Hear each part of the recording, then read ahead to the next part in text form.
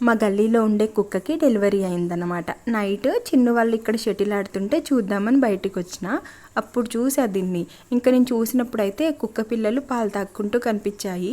ఇంకా కుక్క ఏమో అలాగే పడుకొని ఉంది. ఇంకా దానికి పెయిన్స్ ఉంటాయి కదా, ఇంక డెలివరీ పెయిన్స్ మనకి ఎలా ఉంటాయో వాటికి కూడా అలాగే ఉంటాయి.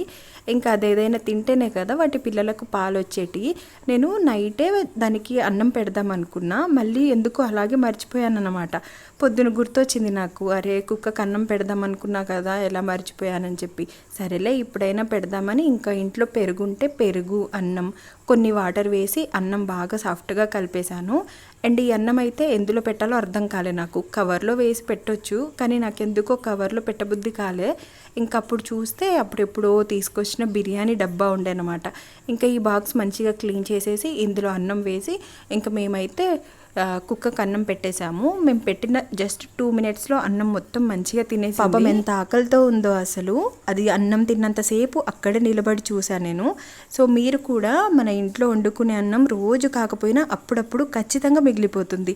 అలాంటప్పుడు కొన్ని పాలో పెరుగో వేసి ఇలా కుక్కలకు మూగజీవాలకు పెడుతూ ఉండండి. అబ్బో నువ్వు చెప్తే మేము కుక్కలకు అన్నం పెట్టాలా అంటారా? అది మీ ఇష్టం.